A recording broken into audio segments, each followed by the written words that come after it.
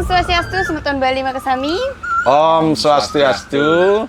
Kembali lagi di channel YouTube-nya Wayan Setiawan 57. Nah, jadi kali ini kita akan disapa terlebih dahulu oleh admin kita.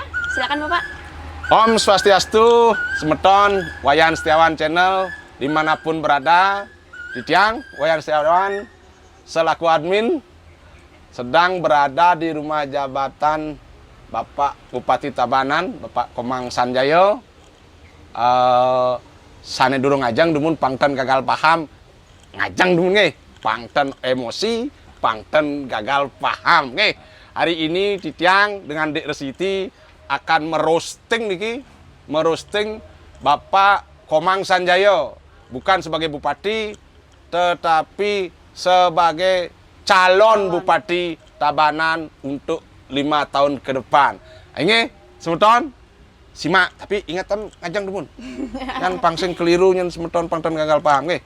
Baik, terima kasih Bapak. Nah, jadi selanjutnya kita akan disapa oleh narasumber kami, yaitu Bapak Komang Sanjaya. Beliau merupakan bupati saat ini, tetapi juga melanjutkan ke depan sebagai calon sekarang berarti ya. Oke, silakan Bapak bisa menyapa warganet. Baik, terima kasih Om Swastiastu sekali lagi. Om Swastiastu. Titiang Komang Gede Sanjaya.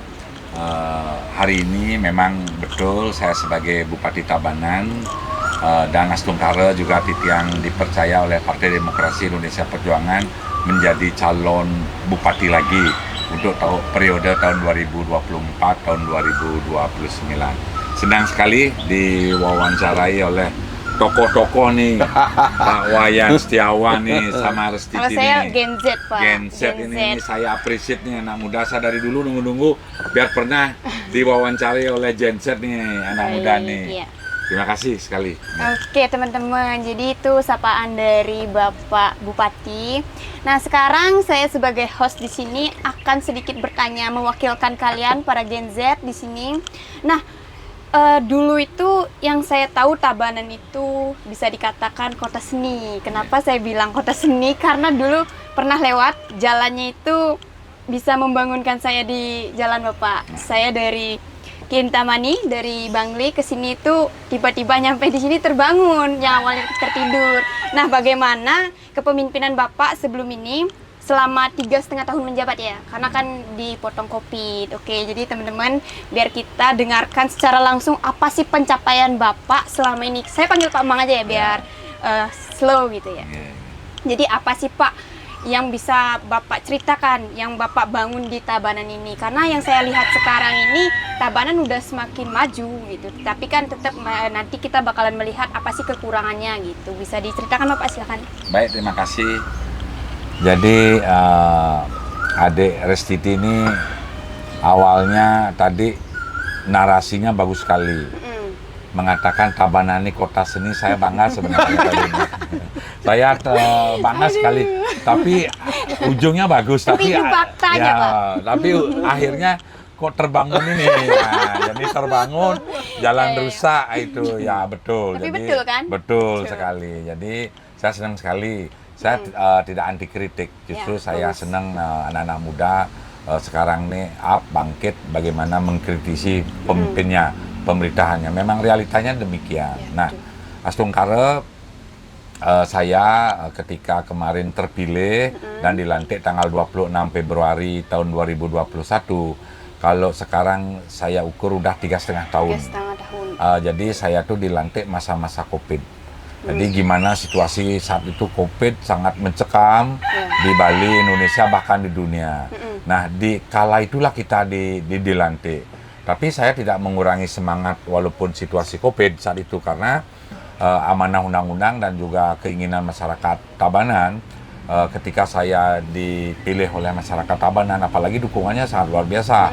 73% saya didukung oleh masyarakat Tabanan. Jadi rasa jengah ini muncul. Walaupun situasi Covid, saya memutar otak bagaimana caranya apa yang dikritisi tadi Restiti tentang jalan yang berukir-ukir di Tabanan ini yang menjadi skala prioritas kami di Kabupaten Tabanan waktu itu. Kebetulan juga memang waktu saya kampanye di 10 kecamatan ada 133 desa yang ada di Kabupaten Tabanan, semua usulan aspirasi masyarakat Tabanan berkata, Pak, seandainya Bapak nanti terpilih jadi bupati, satu jasa titip. Ketika jadikan Tabanan ini infrastruktur jalannya mulus. Kenapa saya tanya? Karena Pak, saya ada pedagang dari Penebel, dagang telur, ada dagang sayur, dagang buah-buahan, terutama saya jualan ke Denpasar, ke Bandung, pagi-pagi jualan telur 1.000 butir, tapi ternyata sampai di Denpasar telur saya masih 200 Pak. Bayangkan karena jalannya rusak. Sangat miris lah saya mendengar. Maka dari itu ketika dilantik, saya duduk sama tim Pak Sekda dan jajaran waktu itu, kita duduk bersama memikirkan gimana membedah solusi jalan yang ada di Kabupaten Tabanan ini kita hormik. Nah saat itu kita hitung-hitung dari semua jalan skala yang ada di Tabanan, jalan rusak besar, rusak sedang, dan rusak ringan. Rusak ringan. Kita polakan, waktu itu tahun pertama kita polakan Astungkare. Ada tak salah waktu itu kita bisa menghotmik kurang lebih hampir sampai 30 sampai 50 kilo ada jalan yang rusak di Kabupaten Tabanan. Itu tahap pertama. Nah, tahap kedua fokus lagi infrastruktur. Tahap sekarang ini ketiga fokus lagi, dan memang betul apa yang menjadi keinginan masyarakat Tabanan, bukan hanya masyarakat Tabanan, petani yang ada di Tabanan dan pedagang yang ada di, bahkan karena Tabanan ini kan banyak ada tempat-tempat suci, ada pura, jadi banyak sekali Tabanan ini memiliki pura. Selain Batu Karu, Jajar Kemiri ini banyak sekali. Jadi jalan-jalan itu semua mulus sekarang ini.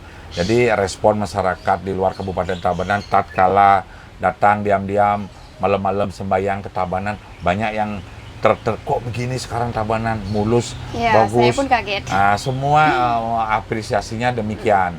Nah, ini ternyata merupakan sebuah kebutuhan memang masyarakat Tabanan selama ini. Ternyata dengan terhormatnya jalan-jalan yang ada di Kabupaten Tabanan, ternyata juga hasil produktivitas petani itu semakin tinggi, semakin bagus. Jadi awalnya petani sayur, petani buah, petani beras, semuanya tambah semangat untuk menjualkan hasil produksinya ke daerah-daerah lain.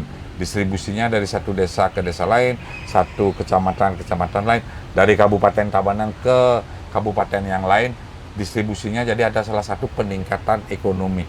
Tidak salah bahwa jalan itu sebagai urat nadi perekonomian. Astungkare sudah berjalan dengan baik. Sekarang Tabanan ini sudah 96% jalannya udah baik. Wow, luar biasa. 96% res. Masih ada yang kurang. Masih ada 4%. Nah, sekarang Tiang tambahin Pak Bupati, Pak Mang.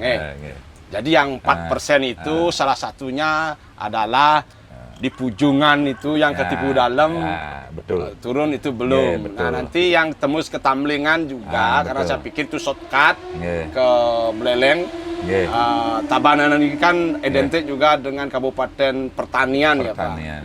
Mudah-mudahan yang 4% itu dia. Pak Mang nanti terpilih. Ini saya titip nih aspirasi masyarakat yang saya lewati di Pujungan naik itu. Nah, nih Pak Mang. Jangan 96%-nya aja, yang 4%-nya dibicarakan juga.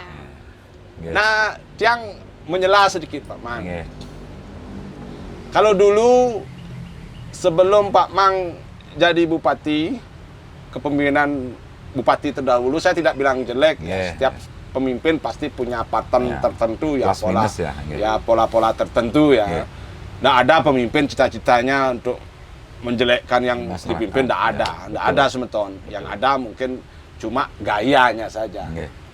Nah, patung Bung Karno yang ada di Simpang Kediri, yang mohon maaf ini sebelumnya karena Pak Mang adalah kader PDIP yang menurut kami sangat tidak mirip dengan beliau gitu. Lebih mirip pada patung penunjuk. Oh, itu beringket itu. Tapi pada zaman jadi ternyata patung Wisnumurti dikembalikan nih. Ini juga sebagai suatu apresiasi dari masyarakat. Ini gimana nih ceritanya nih Pak nih? Kengken kronologisnya orang kan Pak. Jadi bisa naapi dan itu patung menunjuk pas. Kita beringket ya, beringket itu gitu. Kengken tuh Pak Mang.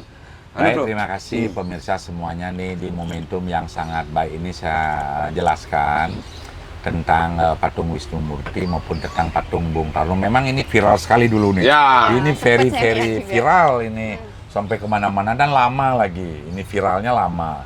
Jadi banyak komen juga dari pusat, dari daerah, dari Tabanan pun banyak viral. Ceritanya begini, memang benar kita akui jujur saya sampaikan bahwa namanya seperti tadi Pak Wayan menyampaikan, Adek Restiti juga tadi menyampaikan bahwa ten hano wong anulus. Betul. Tidak ada manusia yang sempurna, Ya. tapi ada kekeliruan. Tapi kan kekeliruan itu sebagai guru pelajaran untuk bagaimana kita memperbaiki diri. Nah, ketika di tiang waktu itu mesin Mokrame, kampanye di daerah Banjaranyar, di daerah Kediri, di daerah Desa Kediri, di daerah-daerah sekitar patung Bung Karno dan bekas patung Wisnu Murti di sana, baik di Puri Kediri, baik tokoh adat di situ, Pak. Selain jalan ada permintaan masyarakat Kediri, Pak, karena ini ikon daripada Catuspate. Iya. Tatkala ada hari raya, disitulah orang muter, baik itu nyepi segala macam. Tatkala pengerupuan menjelang nyepi, disitulah muter Catuspate itu untuk melakukan sebuah ritual. Tolong Pak kembalikan, kalau Bapak kembalikan tiang total lah, dukung Bapak sebagai bupati. Itu salah satu aspirasi masyarakat. Tiang berpikir waktu itu, tiang bukan artinya, mohon maaf ya, bukan mempertaruhkan baru akan menjadi bupati mengembalikan, itu tidak.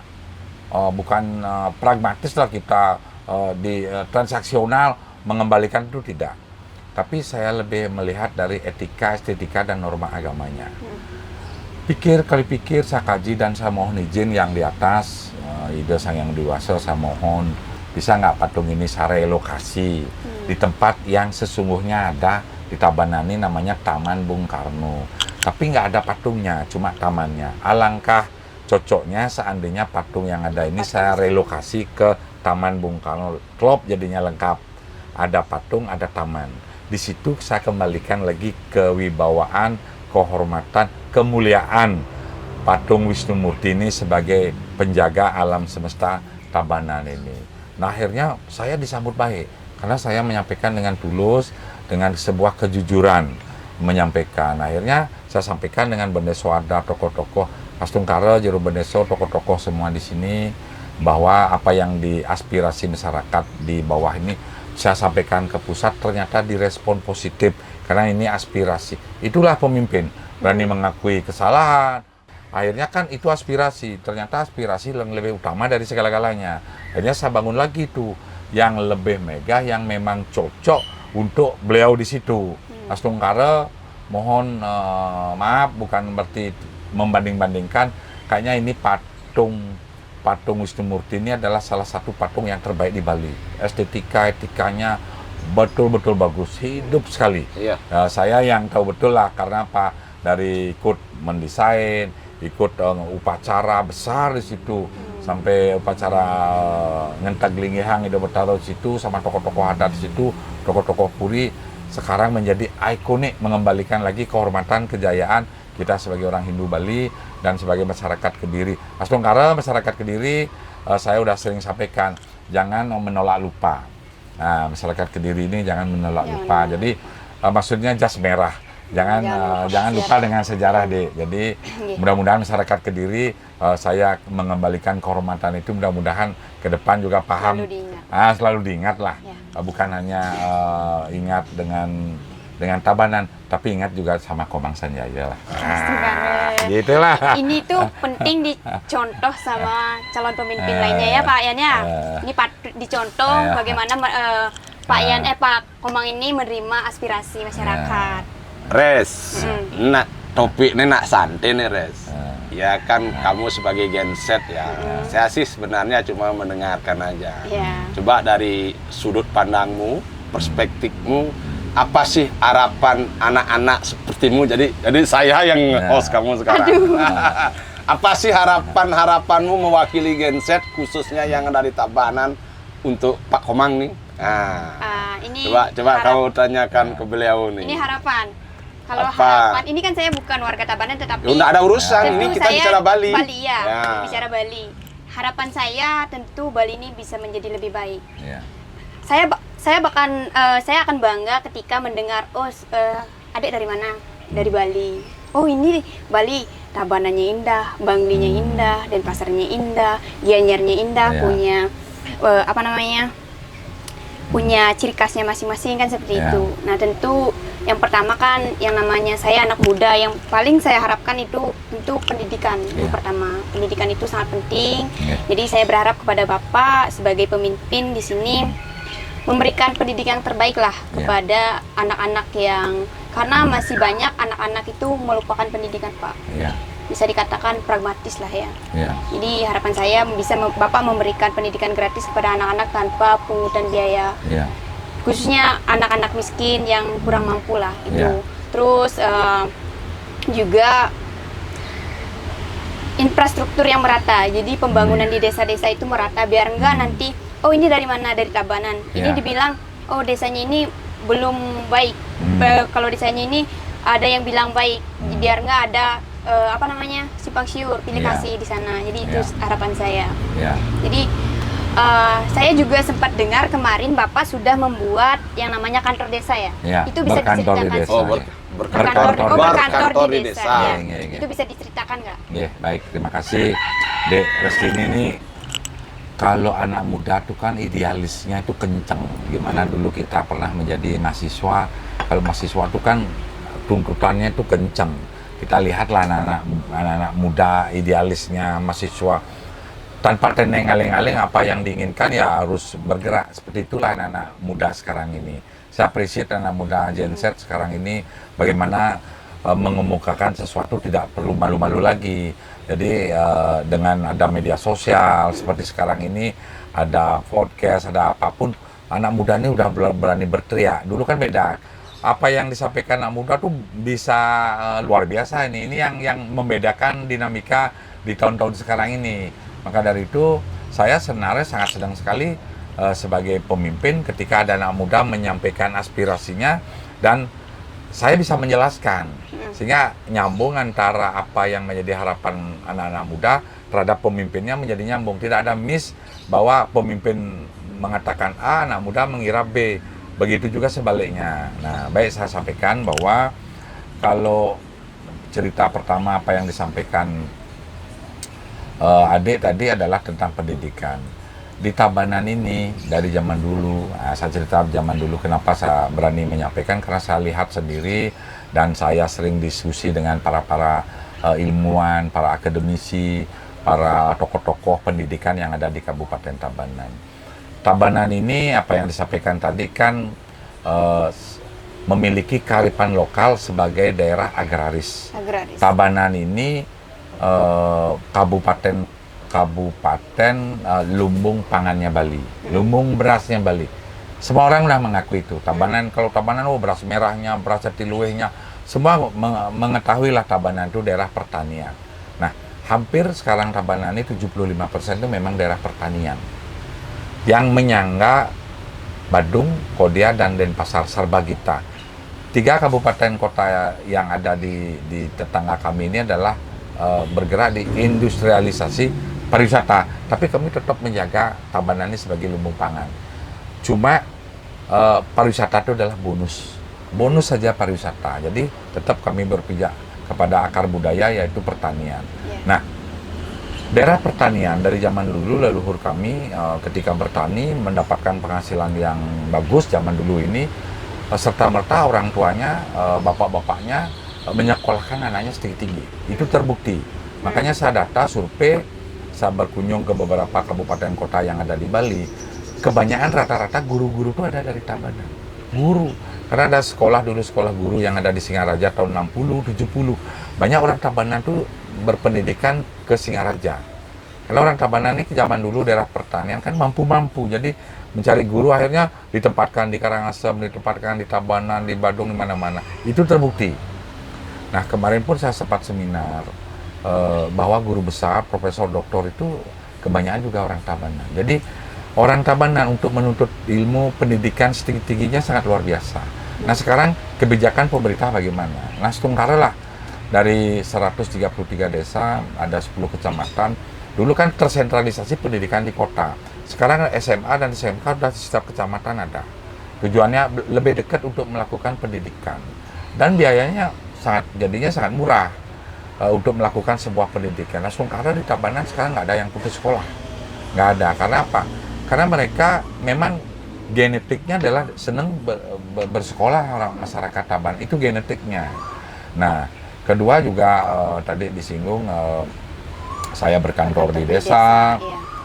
Saya melihat ini menarik tadi. Bagaimana seorang pemimpin itu membangun keadilan, pemerataan di semua desa. Nah, Tabanan ini memiliki 133 desa. Tabanan ini memiliki 10 kecamatan. Dan uniknya di Tabanan ini, dari 10 kecamatan itu, 10 kecamatan semua memiliki kearifan lokal yang berbeda-beda. Dan Tabanan satu-satunya kota kabupaten yang demografinya adalah Nyagara Gunung. Kabupaten yang terlengkap di Bali. Memiliki gunung, ada danau, ada sungainya banyak, dan ada laut. Kalau kabupaten kota barangkali gunung punya tapi tidak ada danau. Ada danaunya tapi tidak punya laut. Tabanan ada laut, ada danau, Semuanya ada. ada gunung, ada sungainya banyak. Kita punya 42 sungai. Saya hitung. Dari Abian Duung Kediri sampai Pantai Selambe, saya hitung sungainya. Jadi begitu suburnya alam Tabanan. Nah, bagaimana caranya membangun pemerataannya ini? Maka saya punya ide, kalau begini caranya, saya sudah punya pengalaman kemarin, tatkala saya jadi wakil bupati 2 periode, 10 tahun, ternyata desa ini harus dilihat. Cara melihat desa tidak cukup hanya sekedar datang ke desa sebentar, habis tarik itu kembali. Tidak cukup melihat desa hanya laporan dari camat. Tidak cukup melihat desa hanya laporan dari kepala dinas. Bukan kita tidak percaya sama mereka, tidak. Bagaimana kita bisa menusuk ke dalamnya. Akhirnya saya punya program, yaitu berkantor di desa. Jadi saya sama Bapak Kepala Desa, sama-sama berkantor. Apa yang ada pelayanan yang ada di Kabupaten Tabanan, seperti kesehatan, mobil sehat, perpustakaan keliling, pelayanan PBB, pelayanan KTP gratis, akte, program Semara Rakti. Ada 12 pelayanan publik yang ada di kabupaten itu. Saya bawa ke desa. Jadi seluruh desa itu saya berikan pelayanan, pembagian kacamata gratis, pelayanan segalanya.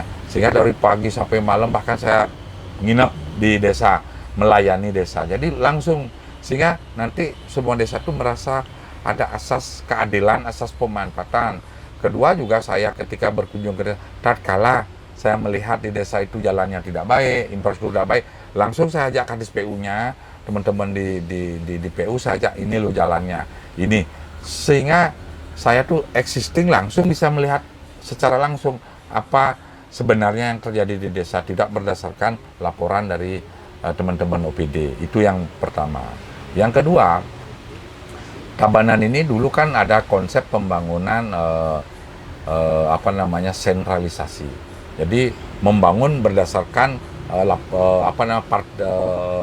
program yang dilakukan oleh pemerintah. Ternyata di Tabanan yang paling mengena pola pendekatan pembangunan adalah partisipatif.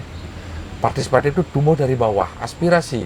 Nah, saya lihat tatkala saya berkantor di desa, melihat secara langsung, Otiang butuh jalan pertanian, Otiang perlu beton, Otiang perlu hotmix, Otiang perlu, kita lihat langsung. Karena apa? Jalan di Tabanan tidak semuanya mau di hotmix. Ternyata beton itu cocok dengan daerah-daerah pegunungan. Seperti tadi ada di Papua nih, di daerah Pujongan.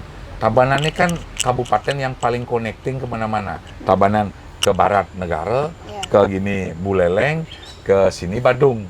Jadi connecting dia Tabanan ini. Nah, saking banyaknya Tabanan memiliki jalan, kurang lebih 870 kilo. Jalan terpanjang barangkali di Bali itu ada di Tabanan. Karena connecting semuanya. Jadi nggak ada jalan buntu di Tabanan. Nah, jalan-jalan yang tembus ekonomi yang connecting ini yang kami sekarang beton, hotmix, segala macam. Tadi kan jalannya udah kami hotmix 96%. Yang 4% ini ada yang ada di Pujongan itulah yang menuju tembus ke Singaraja itu. Bagian yang 4% ini tahun ini sudah kami realisasikan. Boleh sampaikan ke masyarakat Pujongan, Pupuan, yang 4% itu di mana-mana. Sekarang lah momentum memfinishingkan di tahun ini untuk infrastruktur itu biar bagus semuanya di Kabupaten Tabanan, sehingga pemerataan yang disampaikan tadi bisa betul-betul kami wujudkan di Tabanan. Biar 100%. Ya. Baik. Pak Mang, Ya, yang sekarang bedik. nggih. Nah, Tadi kan nih genset nih. nggih. Keberpihakan Pak Mang nanti kepada genset mungkin. Nah sekarang kan nih semua sebab begini Ya, nih. betul. Orang bisa cari duit dari sini. Betul. Ada nggak ditabantu nanti di periode selanjutnya Pak Mang mungkin bikin kreatif hub? Mungkin di setiap desa. Ya kalau saya lihat di Bondowoso ada namanya Kampung Kreator. Nah, anak-anak muda kita ini kan viralnya, saya tidak bilang semua jelek, Ya. kan kebanyakan jeleknya. Ya, betul. Contoh nih, mohon maaf harus saya sampaikan. Ya, betul. Video viral di salah satu SMP Negeri 2 di Kerametan itu ya. yang goyang-goyang gitu Ya, tuh. betul. Nah, ini maaf nih. Ya, betul. Nah, bagaimana cara Ya. Pak Mang memfasilitasi anak-anak Ya. sehingga kekreatifan mereka itu Ya. lebih mengarah ke positif, Ya. bukan sekedar pamer nih, ya, pamer tat nih, mohon maaf yang saya sampaikan betul. karena Benar. ini terjadi Pak Mang. Ya, ya, ya. Nah, saya ingin Pak Mang Ya, ya. anulah sedikit. Ya, ya, Nah, sebagai orang tua nih, Ya. murdaning jagat Tabanan, kan itu tanggung jawab Pak Mang. Ya, Nah, kengken cara itu Pak Ya, Mang. ya, ya, betul. Oh. Itu juga menjadi harapan dari Ya, saya. benar. Ya. Saya sekarang kan ini sebuah fenomena keterbukaan yang tidak ada batasnya ini dengan adanya media sosial. Betul, betul. Jadi luar biasa nih. Jadi anak Gen Z sekarang tuh udah tampil beda. Kita juga sebagai orang tua sekarang ini betul-betul agak kaget-kaget ini melihat Gaptek fenomena. kelihatan kita. Gaptek sekali kita lihat udah gini. Udah speednya udah, saya baru bilang anak-anak muda ini speednya udah seret begitu. Ini luar biasa. Nah, kebebasan itu boleh, tapi kebebasan yang beretika, yang sesuai dengan nilai-nilai leluhur kita. Jadi di negara kita juga diatur oleh Undang-Undang Dasar 45. Jadi semua ada hukum dan normanya. Boleh aja bebas menghina, menghujat. Ini kan sekarang banyak berita hoax segala macam. Nah, ini juga pelajaran buat Gen Z bagaimana kita melakukan suatu konten-konten kreator yang justru lebih cenderung ke edukasi. Ya. Nah, edukasi. Kemarin saya sempat kumpul sama anak-anak petani milenial yang ada di Tabanan. Ada 200 petani milenial yang ada di Tabanan. Tuh, res, Kebetulan denger, res. Pak Kadek sebagai punya coklat di Marga. Beliau ini adalah anak muda yang memang terjun menjadi petani. Dulu dia bekerja di perbankan, akhirnya dia mundurkan diri, mengembangkan potensi menjadi petani. Nah, muda milenial, Gen Z. Sekarang ada 2 pabrik coklatnya di Marga sama di Baturiti. Keren nih, petani keren.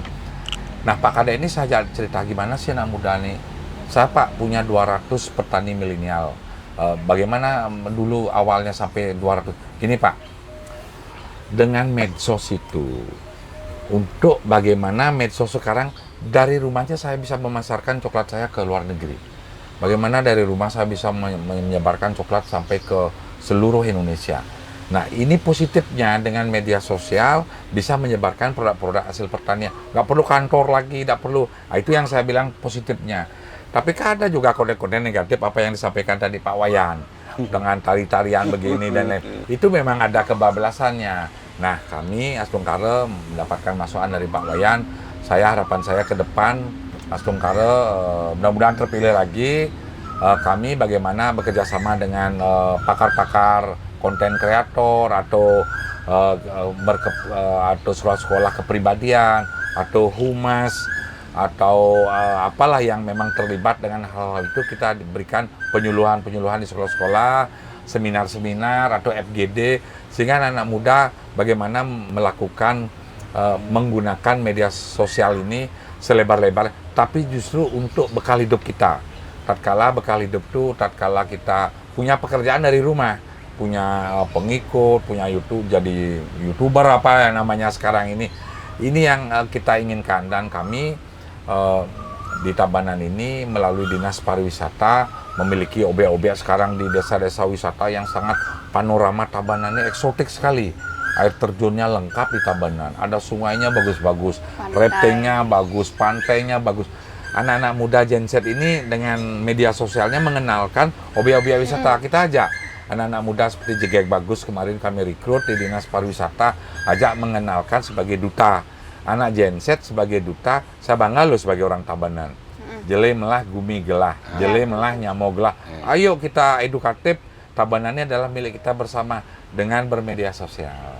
Gitu. Dan perlu yang sampaikan nggih kepada netizen dimanapun berada tanpa bermaksud menyanjung. Ya. Semesta Tabanan itu naik peringkat menjadi peringkat 11 terbaik, kalau Indonesia. Ya, nasional. Nasional. Ya. Nah, itu saya pernah ke sana, Ya, Pak. betul. Saya lihat anak-anak membuat bazar kreatif. Ya, betul. Nah, mungkin ke depan Ya. harapan saya pribadi mewakili Ya. orang tua, karena saya orang tua Ya, juga ya, nih, Pak. ya. Saya enggak ingin kayak kemarin anaknya dari rumah aku masuk, tapi ternyata anaknya nggak masuk gitu loh.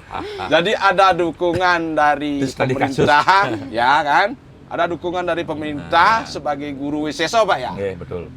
Jadi untuk membina anak-anak, karena ekonomi itu sekarang sudah melebar, Pak. Ya. Tidak konvensional, ada ekonomi kreatif Ya. namanya. Soal pertanian juga. Nah, ini kebetulan adik ini seorang dia petani. petani muda keren, memang petani. Wah. Ya. Bawang, Pak. Kalau Bapak mau tanam bawang bisa belajar ke dia. Kan Ah. setiap wilayah punya Topografi. potensinya masing-masing. Hmm. Ya, di Kintamani saya di Bangli sebagai petani bawang, di sini petani padi, Padi, coklat ya. dan lain sebagainya, dan itu juga menjadi suatu harapan bagi saya. Ya. Jangan sampai bumi Bali ini yang sudah sangat asri ini nanti kedepannya malah hilang, Bapak. Jadi harapan saya dan juga teman-teman saya berharap sekali kepada Bapak untuk mempertahankan agrarisnya Gumi Tabanan ini. Ya, betul. Itu sih harapan Ya. dari saya, Pak Yana. Pak Mang, Ya. prestasi Pak Mang ada juga nih. Ya. Stunting. Ya, betul. Saya dengar bukan dari pihak Pak Mang Ya, ya. selaku pemerintah, tapi Ya. saya dengar dari masyarakat. Oke. Pak Mang kategori sukses nih Ya. mengatasi stunting. Ya. Kengket sih caranya tuh. Ya. Gini, saya Stunting tuh Sangat susah. bayi kurang gizi, anak-anak Ya. kurang gizi gitulah. ya. Masih banyak. Betul, ketika Pak Presiden menyampaikan bagaimana masyarakat Indonesia ini dari derajat kehidupan kesehatannya harus baik. Kita membangun, pertama itu kan harus sehat. Gimana negara ini dibangun dengan orang-orang yang tidak sehat, baik sehat jasmani dan rohani. Nah, salah satu sumbernya adalah stunting itu. Stunting itu adalah salah satu masyarakat yang bayi yang cebol, yang ukuran tubuhnya, ukuran berkembangnya tidak sesuai dengan layaknya. Itu dulu. Kedua juga asupan gizinya buruk. Jadi artinya bayi yang tidak normal lah kehidupannya dan pendek, itu yang disebut dengan stunting. Nah, akhirnya saya panggil Kepala Dinas Kesehatan, saya ajak diskusi, saya panggil beberapa direktur rumah sakit di Tabanan, saya ajak duduk bareng-bareng. Saya dengar dulu Dinas KB juga, saya ajak duduk dulu, saya amati apa yang terjadi di Tabanan.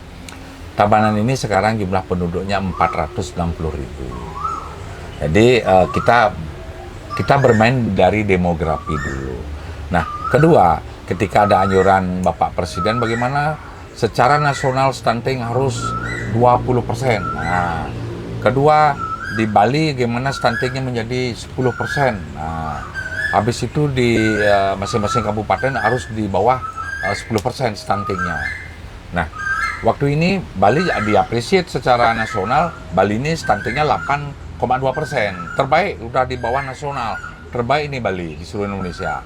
Nah, saya di Tabanan stuntingnya hanya 4,2%. Jadi kan jauh sekali dari kabupaten kota yang ada. Nah, kami bukan, mohon maaf, bukan artinya membanggakan diri, tidak. Memang begitulah kenyataannya. Sampai kami mendapatkan Satya Lencana, salah satu penghargaan dari BKKBN Pusat. Nah, kami bukan lihat dari hasil Satya Lencananya, penghargaan itu bukan, tapi jauh hari, beberapa tahun yang lalu, 2 tahun yang lalu, kami sudah berbuat mengamati bagaimana caranya mencegah stunting. Ternyata mencegah stunting itu di hulu, bukan di hilir. Nah, kalau saya lihat stunting itu setelah terjadi stunting baru dikasih susu, dikasih makanan sehat dan lain-lain. Nah, saya lihat wah ini kayaknya tidak tepat nih di Tabanan. Akhirnya saya buat terobosan. Kenapa tidak di hulu? Bagaimana caranya di hulu? Saya punya program yang sangat populer di Kabupaten Tabanan, yaitu program Semara Ratih. Program Semara Ratih, tatkala masyarakat Tabanan ini mau perkawinan, harus dikonseling dulu. Dikonseling itu diberikan penyuluhan dulu oleh pendeta adat, oleh babinsa, oleh bidan, oleh dokter, dikonseling dulu. Nanti ada namanya catin itu calon pengantin. Di Tabanan ini, program Semara Ratih ini, tatkala ada masyarakat Tabanan mau kawin, nikah, baik itu nikah puruso, baik itu nikah sentano, ini kan Tabanan terkenal nih, kalau nyentano. Pasti kali sentano, Pak. Tabanan ini kan terkenal program sentano. Saya sering sampaikan, Tabanan ini sentano demokrasinya luar biasa nih. Nah, saya sampaikan, adik-adik sebelum melakukan pernikahan perlu diberikan konseling, penyuluhan di hulu. Apa salah satu penyuluhannya itu adalah di bidang kesehatan. Dicek dulu kesehatannya, biar tak nanti bayinya kena stunting, biar tak nanti bayinya cebol, kurang gizi, kurang asupan, kurang lain-lain. Gimana caranya? Diberikan penyuluhan oleh bidan dulu, dicek dulu lingkar lengannya. Kalau lingkar lengannya tidak sesuai standar, jangan dulu hamil. Dicek darahnya, apakah kena anemia atau bagaimana. Kalau kena anemia kurang darah, jangan dulu hamil. Dicek semua kesehatannya dulu. Kedua juga diberikan program penyuluhan oleh babinsa. Jangan nanti melakukan kekerasan seksual, jangan memberikan nanti psikologis. Jadi ada banyak diberikan pemahaman tentang bagaimana mengarungi bahtera kehidupan rumah tangga. Desa adat juga turun tangan. Nanti ketika di Bali, nanti sebagai orang Bali kawin, bagaimana sahananing sebagai orang Bali, tedun, ngayah. Sudah diberikanlah penyuluhan oleh babinsa, TNI, Polri, bidan, dokter, bendesa adat, perbekal kepala desa memberikan. Akhirnya kalau dia siap kawin ya langsung diberikan. Tapi hamil itu belum tentu direkomended. Kalau anemia, lingkar lengannya kurang dan lain-lain belum tentu. Nanti dicek-cek terus, kalau sampai sehat baru diberikan rekomendasi. Catin itu calon pengantin siap hamil dan siap kawin. Pertama siap kawin pasti diberikan rekomendasi. Yang kedua siap hamil, diberikan baru melakukan perkawinan. Setelah melakukan perkawinan, seyakin-yakinnya anak itu pasti tidak akan stunting. Jadi saya mencegah stunting itu di hulu. Baru mau kawin dan baru mau hamil itu udah diorganisir. Bukan setelah lahir baru kita organisir. Nah, inilah yang menyebabkan Tabanan saat ini sampai 4,2%. Jadi 4,2% jauh. Mudah-mudahan nanti ke depan saya mau nol lagi ya stunting di Tabanan. Itu target saya. Dengan ini saya lakukan di 133 desa. Saya yakin sudah ada desa bebas stunting. Banyak sekali, beberapa dari 133 desa itu sudah bebas stunting. Saya tanya, ketika saya berkantor di desa, Pak, kalau gimana? Pak, niki udah desa bebas stunting, desa bebas kemiskinan ekstrim, desa bebas ini, desa mandiri. Wah, keren. Jadi saya ada berhasil lah saya berkantor di desa. Itu tujuan saya berkantor di desa.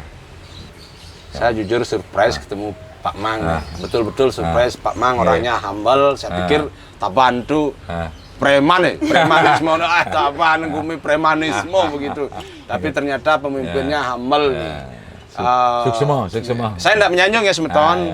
Prediksi saya, Tabannya yang sing barak segini, tetapi pemimpinnya ternyata humanis, humble dan bisa diajak berdialog dan tidak anti kritik. Suka dikritik lagi, karena kritik itu vitamin bagi saya. Ya, berarti kalau catat nih, semeton nih, awas nih. Vitamin. Yang sing saja gitu, wayan Setiawan sing malu kan membuli Bupati Tabanan. Senang sekali saya dikritik. Ini gimana kenyal Pak Yan ngomong sekarang kamu nih ngotot nih apa ordang kamu bin takonan. Baiklah, itu dari tadi kita sudah Apa Bin berbicara kira-kira ada dalam apresiasi. kepalamu soal petani? Kamu petani.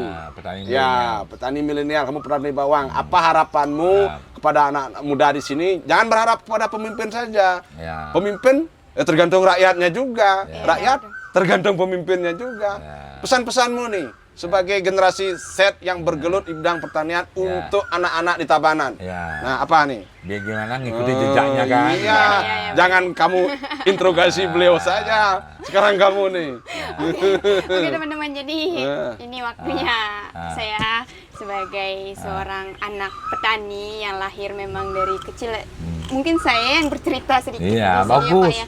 Kita, Biar mengedukasi masyarakat Tabanan ya, Gen Z, ya. petani ini.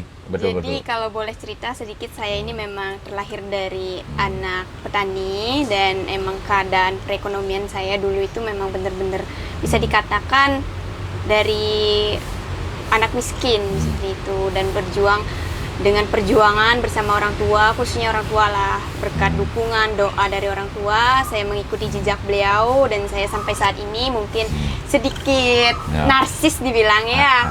Dari situ saya belajar, terus saya mengedukasi melalui media sosial yang seperti dibilang tadi, ini juga menjadi suatu pelajaran, menjadi suatu masukan nanti untuk teman-teman semuanya. Media sosial saat ini itu sangat penting. Jadi buktinya saya sendiri sebagai petani memiliki media sosial, dan mungkin teman-teman yang sudah mengenal saya di TikTok, bagaimana aktivitas saya di TikTok itu, Bapak juga mungkin nanti kalau misalkan ada waktu untuk melihat sedikit aktivitas saya di sana sebagai petani, sampai-sampai saya dipanggil apa Pak? Petani muda keren. Nah, Keren. itu juga harapan saya sebagai anak muda. Teman-teman yang ada di Tabanan, yang khususnya Gen Z ini, jangan pernah malu kita menjadi seorang petani. Siapa lagi yang akan mempertahankan pertanian kecuali kita. Jadi meskipun pendidikan itu sangat penting, jadi kita harus menjalankan dua-duanya. Iya. Artinya pendidikan jalan, petani harus tetap dijaga. Iya. Bumi Bali itu harus selalu harus tetap lestari seperti itu. Jadi teman-teman yang ada di Tabanan itu, mari kita kembangkan pertanian di Tabanan itu biar lebih maju seperti itu, teknologinya makin maju, dan itu juga bisa menjadi sedikit masukan kepada Bapak. Artinya mari kita dukung para petani yang ada di Tabanan ini dengan teknologi yang lebih maju. Artinya apa yang bisa difasilitasi untuk petani ini, karena sekarang kalau dilihat-lihat petani itu sudah sangat jarang Bapak, sangat jarang. Karena apa? Alasan utamanya modalnya itu terlalu tinggi, tetapi nilai jualnya itu sangat rendah. Itu sering sekali terjadi, dan itu Bapak harus bisa mengatasi hal tersebut.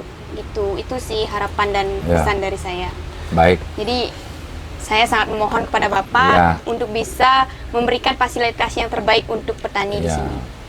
Baik, terima kasih adik Gen Z yang mewakili petani milenial, keren sekali. Saya bangga. Terima kasih. Kenapa? Karena selama ini saya lihat dulu masyarakat Tabanan ini kan tahun 60, 70, mungkin 80 sedikit, kan semua masyarakat, hampir 75% masyarakat Bali ini adalah bergerak di sektor pertanian. Baik dalam arti luas, ada nelayan, punya pantai, jadi menege, mencar di laut, di sungai, bagus, bertani, sawah, bawang, pohon manggis, durian, kopi di Pupuan, ada salak dan lain-lain di Karangasem. Semuanya hampir 75% masyarakat Bali adalah pertanian.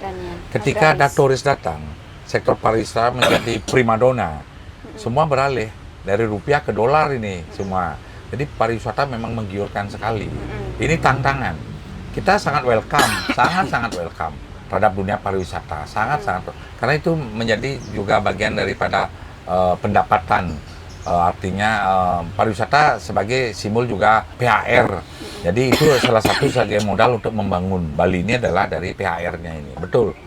Nah, sekarang kan tantangan kita ke depan, bagaimana masyarakat muda ini, milenial ini mencintai pertanian. Saya coba diskusi juga sama pakar, bagaimana ya caranya. Kalau di Tabanan, kalau bicara sektor pertanian sebenarnya udah selesai. Selesainya begini. Alamnya sudah ada, memenuhi syarat alamnya. Kecukupan airnya juga, alamnya sudah bagus. Produksinya udah luar biasa. Distribusinya sekarang ada program distribusi itu jalan, infrastruktur, jalan pertanian. Di mana-mana kami jalan. Buktinya tadi dagang telur udah bagus, dagang padi udah bagus. Kan sekarang yang menjadi persoalan adalah pemasaran. Kalau bicara sektor pertanian kan ada 3 hal saja yang mendasar. Pertama adalah produksi, yang kedua adalah distribusi, yang ketiga adalah pertanian, adalah pemasaran. Jadi produksinya bagaimana menghasilkan sebuah produk, kedua bagaimana mengangkut dari satu tempat ke tempat lain. Itu yang disebut dengan produksi. Yang terakhir adalah pemasaran. Ini yang kendala di Tabanan kemarin. Ketika buah manggis, ketika buah durian, ketika buah tomat, ketika sayur mayur, saat penuh panennya, harga petiknya lebih mahal dari harga jualnya. Orang ongkos metik dengan harga pasarannya lebih murah. Jadi petani itu stres. Jadi sektor pertanian ini adalah yang kita bicarakan sekarang ini adalah yang di Tabanan ini hilirisasi pemasarannya. Nah, ternyata petani-petani Tabanan kemarin masih banyak dipermainkan oleh penghijau, oleh candakula dan lain-lain. Nah, ini PR besar buat pemerintah Kabupaten Tabanan. Nah, saya sebagai pemimpin bagaimana caranya mengatasi. Nah, saya punya Prusda, perusahaan daerah. Bagaimana mengkonektingkan simpul-simpul sektor pertanian yang ada di Tabanan ini. Contoh di Pupuang, manggisnya, duriannya, salaknya, coklatnya. Di Baturiti, wortelnya, kentangnya, sayur mayurnya. Di telurnya segala macam, ayamnya segala. Kita konektingkan. Astungkare. Prusda, perusahaan daerah Kabupaten Tabanan ini terkonekting hampir di seluruh kabupaten kota. Kemarin kebetulan diorganisir oleh Pak Gubernur sama BI karena menyangkut persoalan inflasi. Ketika inflasi terjadi di Bali ini, salah satu contoh Denpasar umpamanya kekurangan beras, Gianyar kekurangan beras, kabupaten lain yang kekurangan beras, Tabanan lah yang memasok beras. Dari mana? Dari Prusda ini, G2G antara kabupaten kota yang ada di Bali. Itu yang disebut dengan One Island, One Management. Satu pulau, satu tata kelola, satu komando ini. Jadi bagaimana mengatur ini? Contoh Karangasem perlu beras saya kasih. Gianyar punya apa kita beli. Buleleng pula itu kita One Island, One Management. Jadi konsep tata kelola pemerintahan dari bawah ke menengah sampai pusat itu linier. Jadi saya tahu dari dulu bahwa bagaimana kebijakan presiden, gubernur, dan kabupaten itu harus linier. Siapapun itu presidennya, dari manapun partainya nggak masalah. Tapi kita tetap kebijakan itu adalah linier.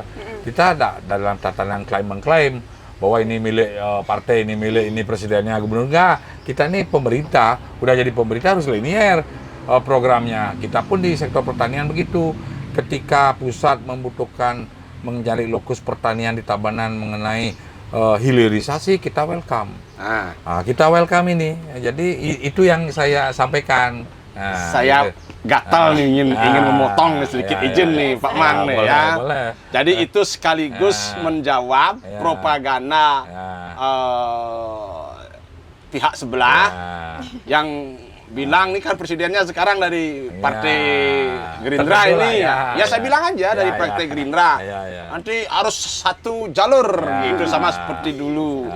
Berarti ini sekaligus klarifikasi bahwa kebijakan pemerintah pusat bisa bersinergi dengan daerah walaupun apapun warna partainya. Iya betul. Ya kan seperti itu. Betul sekali.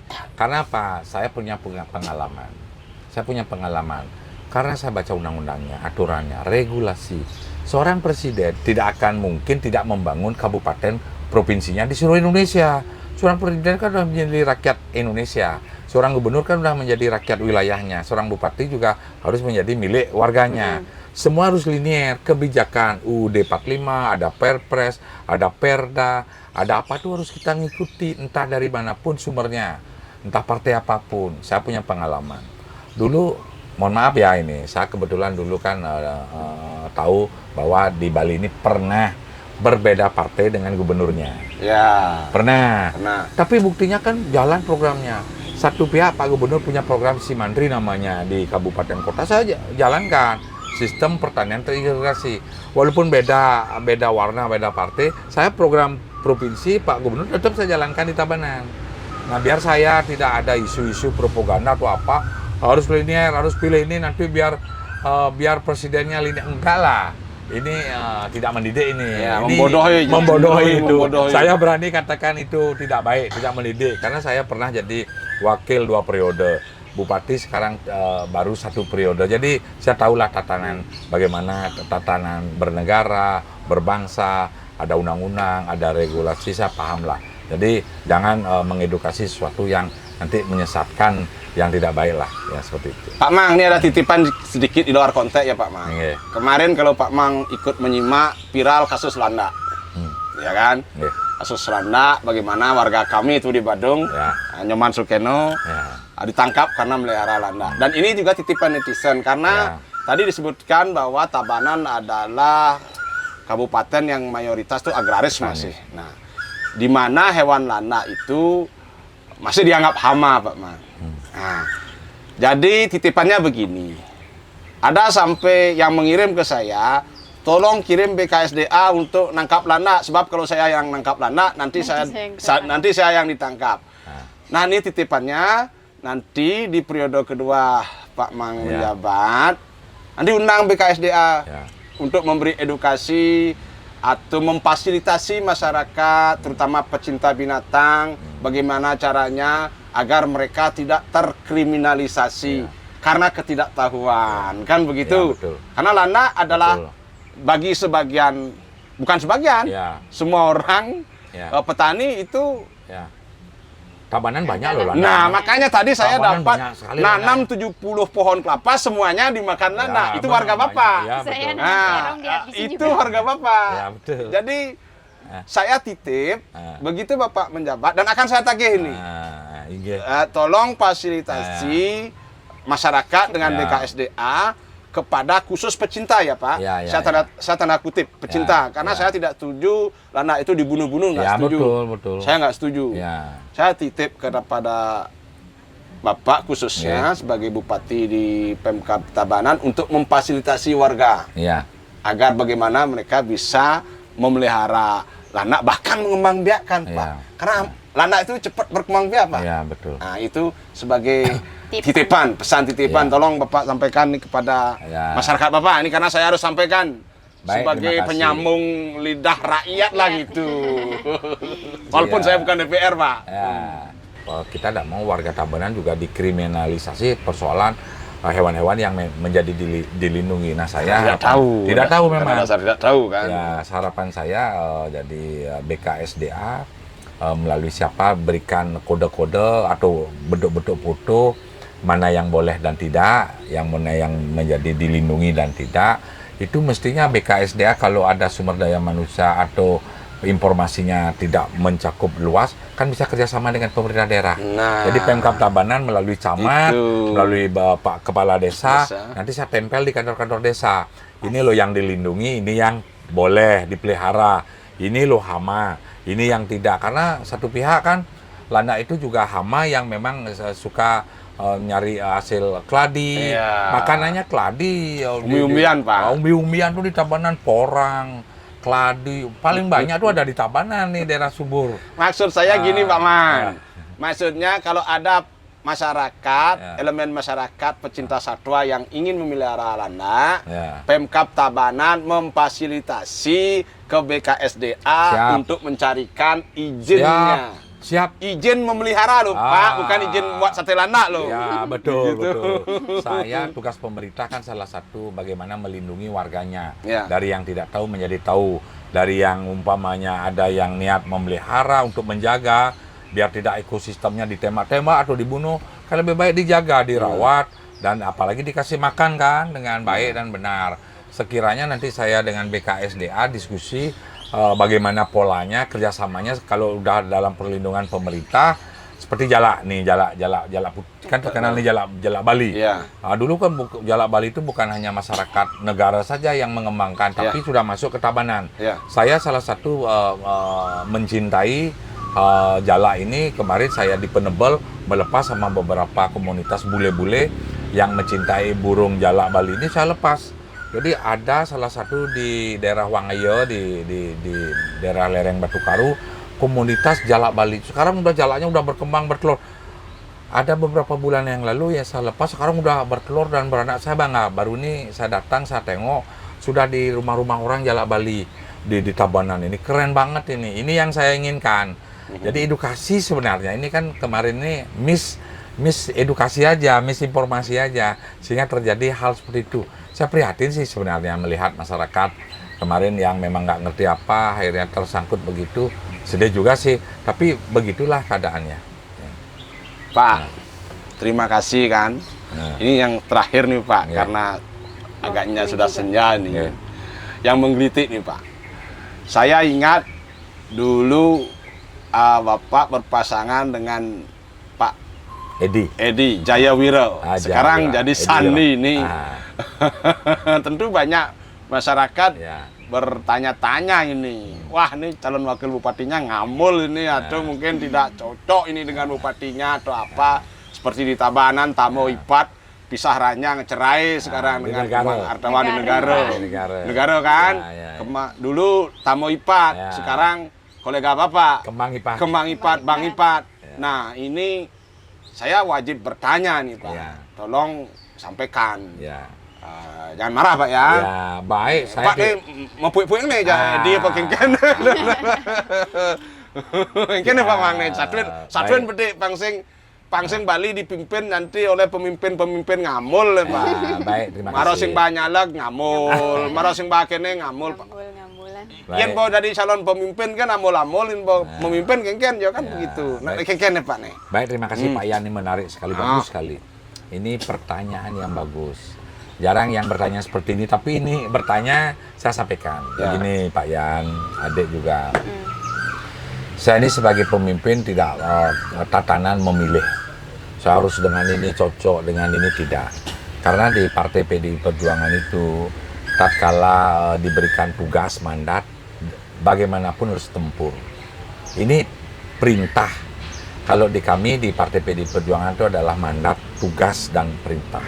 Nah, tatkala kemarin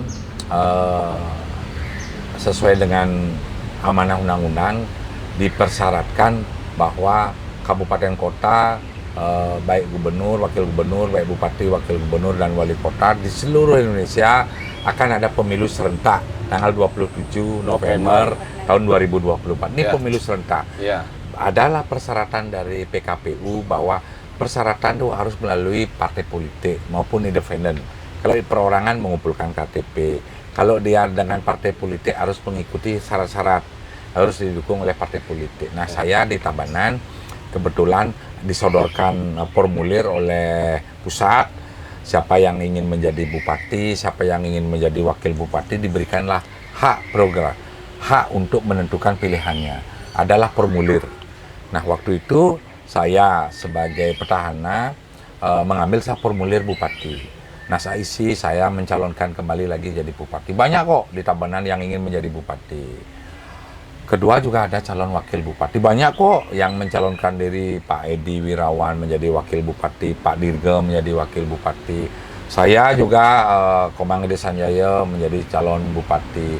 Ada juga kader kami dulu, sekarang udah keluar dari Partai PDI Perjuangan, ambil juga menjadi calon bupati. Nah, itu memang persyaratannya. Kami setorlah ke DPD.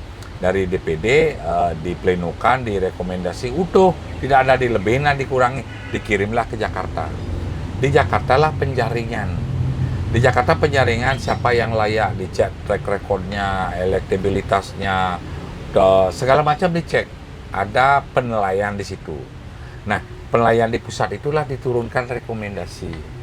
Jadi saya ini sama Pak Edi, saya ini sama Pak Dirga, saya ini sama teman-teman yang lain kemarin seperti memancing di laut, sama-sama mancing.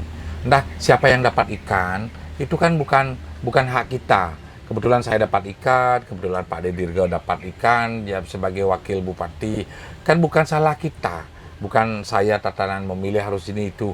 Pak Dirga juga tidak ada memilih harus sebagaimana. Jadi memang dari pusat lah keluar paket Sanjaya Dirga. Sandi. Sandi. Nah, sekarang Pak Edi barangkali ada penilaian dari pusat, saya tidak tahu, tapi beliau selaku kader biasalah di PDI Perjuangan. Sama juga Pak Coace tuh saya hormat, appreciate sama beliau. ketika Pak Koster, Pak Giri diberikan rekomendasi menjadi wakil gubernur, Pak Chong Aceh kan beliau sebagai tim pemenang juga beliau mendukung sekali. Jadi tidak ngambul lah seperti apa yang disampaikan Pak Wayan. Nggak boleh ngambul. Ada boleh ngambul lah ngambul, baru dari calon saja sudah ngambul kan. Karena kita sadari bahwa hidup itu sudah ada yang menentukan. Jadi jadi bupati, gubernur, wakil gubernur, artinya jadi apapun udah ada yang menentukan. Saya juga dari zaman dulu, saya ini kan dulu cuma hanya di Tabanan ini sebagai LSN Porkot. Dulu saya bergerak di organisasi LSM, di yayasan. Tidak ada niat juga menjadi harus jadi bupati, wakil bupati, jadi DPRD. Ketika masyarakat menginginkan dan kebetulan juga diberikan mandat amanah oleh partai untuk dicalonkan, langsung karena setiap pertarungan saya menangkan. Jadi itu bagian daripada, dan apa yang menjadi tuntutan masyarakat saya penuhi. Kan itu salah satu syarat-syaratnya. Barangkali itu yang dinilai sehingga saya sekarang berpasangan dengan Pak Dirga itu memang permintaan dari pusat, bukan saya yang memilih. Jadi harus berkewajiban ketika diamanahkan paket Sanjaya Dirga, suka tidak suka, mau tidak tidak tataran lagi menilai. Saya harus berjuang apa yang menjadi keinginan tuntutan masyarakat harus kita implementasikan. Jadi terima kasih Pak Yan. Terjawab sudah ya, bukan Sudah. karena Pak Pueknya. Ada sedikit pun ada.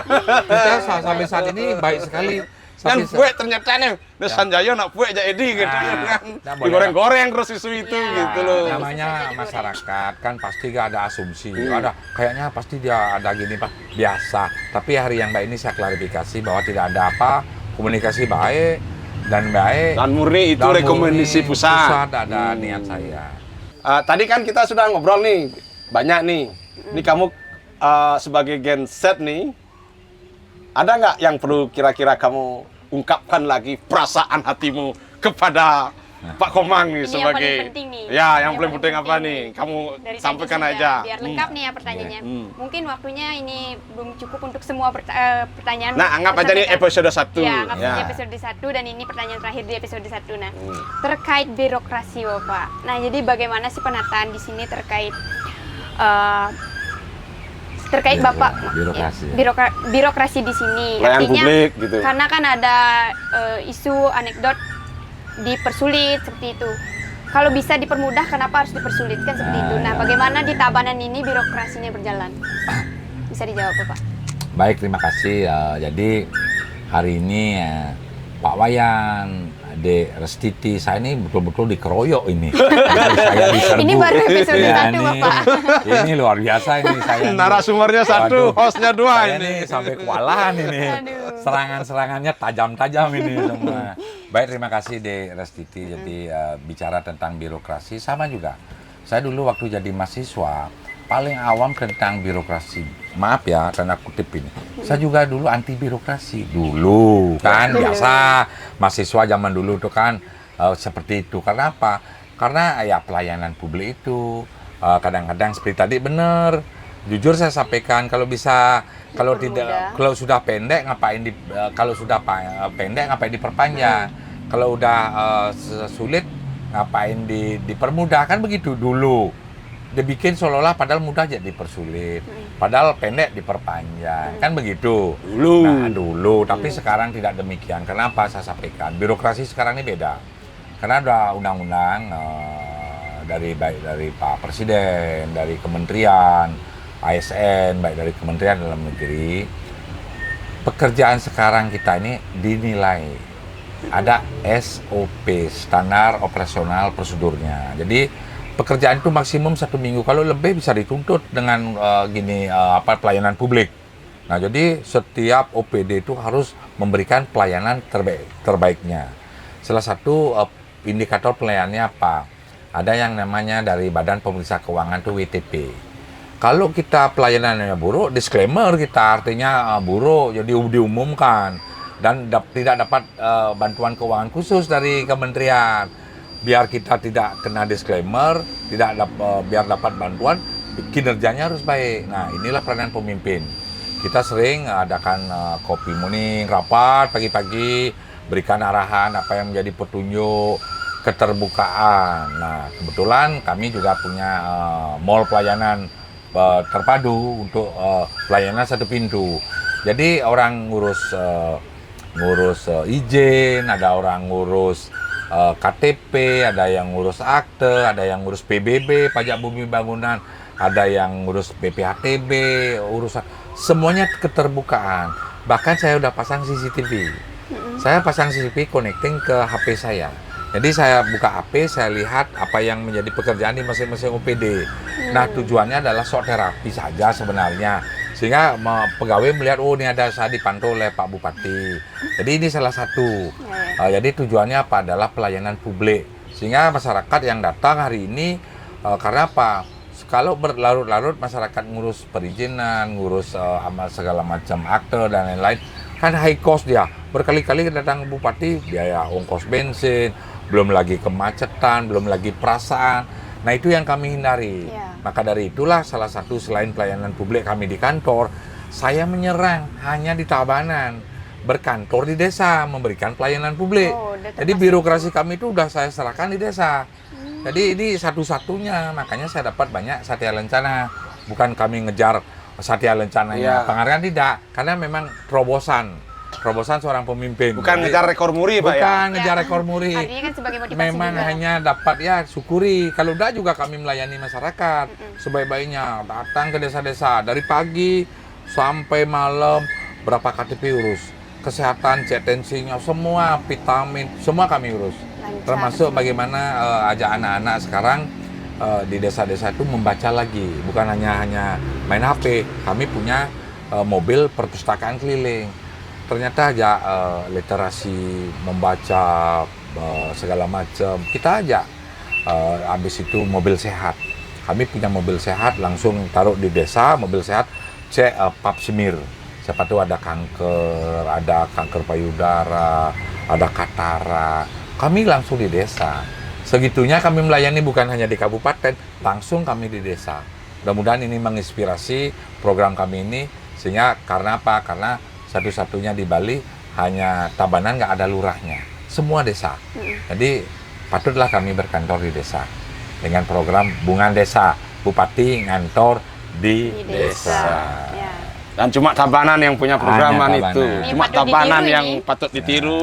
Karangasem, Bangli, Klungkung, Gianyar, Badung, mana lagi? Jembrano, Buleleng, Denpasar. Ini terobosan yang patut ditiru. Karena kalau bisa dibikin mudah, kenapa harus dibikin susah? Nah, kan begitu. Kalau bisa pendek, kenapa panjang? Banyak. Karena waktu Ya. juga kesibukan Bapak tanpa mengurangi rasa hormat, mungkin podcast kita kali ini cukup sampai di sini saja. Ini episode 1. Kemungkinan nanti kita bisa kembali lagi ke sini melanjutkan episode Ya, selanjutnya. Saya apresiasi, berterima kasih diberikan waktu untuk menyampaikan visi misi, menyampaikan program, menyampaikan juga isu-isu, sehingga mudah-mudahan ini sebagai wahana untuk pelajaran edukasi buat kita bersama. Karena itu juga sangat penting biar masyarakat juga tahu kan seperti itu. Ini Saya udah kenal dah sayang kan ya, Pak Wayan. pesanmu nih pada generasimu di Tabanan Ayo. gimana nih? Kalau nggak Dalam kenal- memilih pemimpin nih gimana nih? Kalau tidak kenal Ayo. kenal saya. Nah, Kenalilah pemimpin. ini gimana nih harapanmu? Ayo saya tes kamu, tes nyali nih. Jadi gini ya, dalam memilih pemimpin itu jangan hanya melihat dari apa yang ditunjukkan sekilas di layar. Kan sekarang lagi training, pencitraan, apalah segala macam.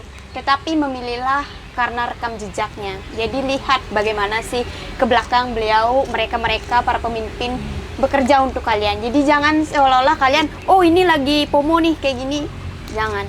Pilihlah pemimpin yang berdasarkan rekam jejak yang baik itu. Oh gitu, baru keren kamu. Jadi nggak sekedar anu ya? Ya. Gitu. Oke, jadi cukup Bapak, terima kasih banyak Terima atas kasih. waktunya. Nanti kita kembali lagi, mungkin sesi kali ini Ya. kami tutup. Mungkin ada sedikit pesan juga dari saya kepada Bapak, karena sepertinya sih sudah tidak ada yang bisa dikritik lagi. Karena kan 96% tadi. 4%-nya ada loh. 4%-nya, oh iya, tapi Ada. ya intinya Kewajiban apapun lagi itu 4%. untuk Semeton Tabanan, kalau misalkan ada pesan yang perlu disampaikan ke Bapak, itu bisa disampaikan di kolom komentar, pesan atau harapan apapun bisa di Ya, komentari. welcome. Nanti kan bisa ditanggapi Ya, oleh Bapak ya. Senang sekali. Oke. Sangat senang sekali. Ya. Sudah? Sudah. Ya. Baik teman-teman semuanya, terima kasih sudah menonton sampai akhir. Mungkin sesi kali ini saya tutup dengan para mesanti karena tadi diawali dengan Om Swastiastu. Om Santi, Santi, Santi, Santi, Santi, Om. Wah, ini anak muda hebat ini.